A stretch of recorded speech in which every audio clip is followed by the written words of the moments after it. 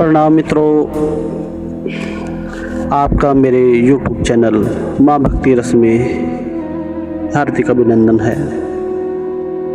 आप हर रोज़ छोटी छोटी नई नई कहानियाँ सुनते हैं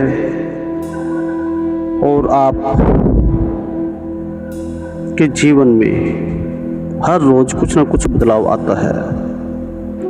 इसलिए मित्रों, आज फिर मैं आपके लिए एक छोटी सी कहानी लेकर आया हूँ, क्योंकि हर कहानी में छोटी से छोटी, बड़ी से बड़ी या कुछ विज्ञान की बात छिपी होती है, जिसे हम धारण करके अपने जीवन में बदलाव ला सकते हैं। अब मैं आपको वो छोटी सी कहानी सुनाऊंगा और आप बड़े आनंदित होंगे। समुद्र तट पर खड़ी मीनू ऊँटनी उदास भाव से समुद्र को निहार रही थी। उसे उसके मालिक ने घर से बाहर निकाल दिया था। बार बार उसे मालिक की फटकार याद आ रही थी। तुम बूढ़ी हो जाने के कारण किसी काम की नहीं रह गई हो। मैं तुम्हारे बदले कोई जवान ऊँट ले आऊंगा। मीनू समुद्र तट के किनारे बच्चों को अपनी पीठ पर चढ़ाकर घुमाया करते थे। इससे उसके मालिक को अच्छी आमदनी हो जाती थी। मीनू को भी ये काम बहुत पसंद था।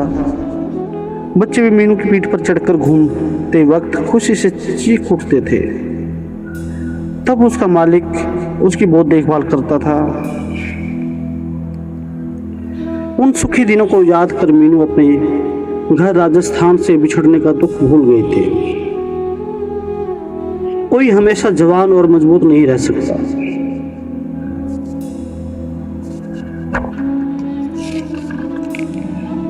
मीनू बूढ़ी हो गई थी। वे अब तट पर चलती तो थोड़ी सी देर में थक जाती थी।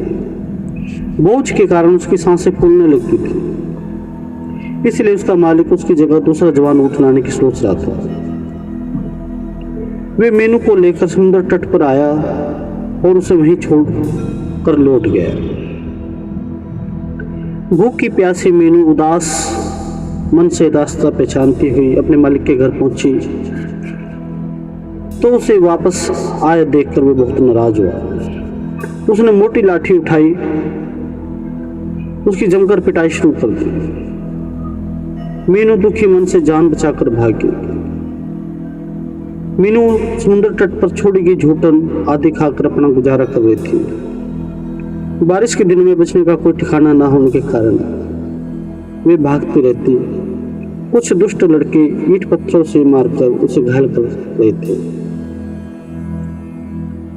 एक रोज मीनू समुद्र तट के किनारे चलते चलते काफी दूर निकल गई। भीड़ भाड़ वाला इलाका काफी पीछे छूट गया था। मीनू अपने पाँव को आराम देने के लिए खड़ी हो गई। कहो, कैसी हो? पत्थरों के टीले पर एक ऊँटनी बैठी हुई थी। वे बोली। मीनू ने जवाब दिया, ठीक हूँ बहन, मैं पूसी हूँ। मुझे लोग पूसी कहते हैं। दूसरी ऊँटनी ने कहा, मैं यहीं रहती हूँ। यहाँ मेरे 3 दोस्त हैं, बल्लू गधा, हरी घोड़ा, सन्नी कुत्ता। तुम लोग यहाँ सुनसान में क्यों रहते हो? मीनू ने बड़े भाव से पूछा। बड़ी लंबी कहानी है बहन, सुनाते हुए लाज आती है। यीशु ने लंबी सांस लेते हुए बोली। बहन, सुख दुख तो धूप छांव की तरह है। इतना धीर होने से मनोबल टूटता है। मीनू ने कहा, जब हम जवान थे तो हम लोगों ने अपने अपने मालिकों के लिए बहुत कड़ी मेहनत की। बल्लू गधा एक धोबी के यहाँ काम करता था। वे कपड़ों के भारी गट्ठर लादने का काम करता था। हरी घोड़ा गाड़ी खींचने का काम करता था।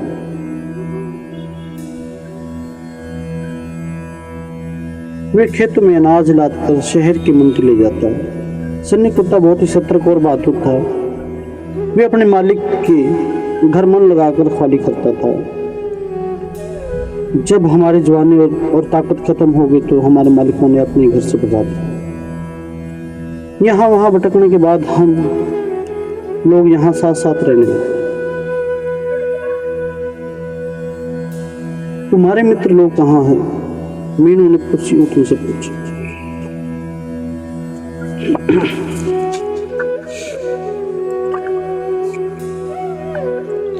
वे भोजन की तलाश में गए हैं। इधर खाना मिलना बहुत मुश्किल है, खासकर बारिश के दिनों में बहुत मुश्किल है। अरे बहन, तुम भी अपने बारे में बताओ, उसी ने पूछा। मीनू की आंखें भर आई। उसने रोते रोते अपना हाल कह सुनाया। तुम भी हमारी तरह सताई हुई हो, तुम भी हमारे संग ही रहो, हम लोग मिलजुल कर दुख सुख बांट लेंगे, उसी ने समझाया। मीनू उसके संग रहने लगी, पर यहाँ कुछ मजा तो नहीं आ रहा था। अपितु समय कट जाता था। कभी कभी बच्चे ईंट पत्थर से घायल कर देते, कभी काफी दूर तक खदेड़ देते। उसके कष्टों का अंत नहीं था, पर सभी एक दूसरे के दुख सुख की बात एक दूसरे से बांट लेते थे। एक रोज कुछ लड़के उस सुनसान इलाके में पिकनिक मनाने पहुंचे। उन्होंने मौज मस्ती के बाद खाया पिया और झूठन फेंक कर खेलने लगे। उसी समय भोजन की तलाश में भटकता हुआ सन्नी कुत्ता वहां पहुंच गया। इसी बीच एक लड़के की नजर सन्नी पर पड़ी। उसने एक छड़ी उठाई और सन्नी की पिटाई शुरू कर दी।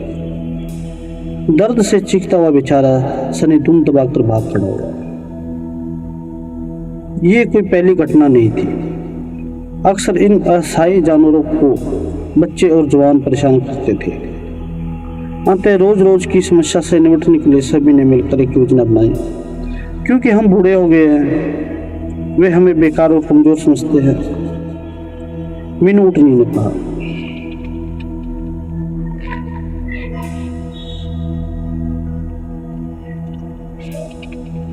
बेचारा सन्नी, ऊँची ऊँटनी ने क्रोध से गर्दन हिलाते हुए कहा, हम उन शैतानों को सबक कैसे सिखाएंगे? मेरे पास एक तरकीब है, यदि ये काम कर गई तो उन्हें चेतावनी मिल जाएगी। बल्लू गधे ने कहा। सब उत्सुकता से एक साथ पूछ बैठे, क्या है, जल्दी बताओ। बल्लू ने फुसफुसाते हुए उसके कान में कहा। अगले रोज फिर लड़कों की एक टोली पिकनिक मनाने वहां पहुंची। वे लड़के अपने साथ खाना और पीने का सामान भी लाए हुए थे। बच्चे कपड़े उतारकर समुद्र के पानी में उतरकर खेलने लगे।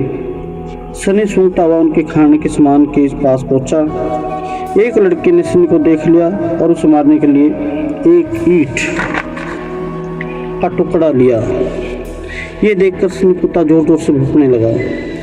सनी की आवाज सुनकर उसके सारे मित्र जो पत्थर के टीले पर छुप कर बैठे हुए थे, अचानक प्रकट होकर उनके खाने पीने के सामान पर टूट पड़े।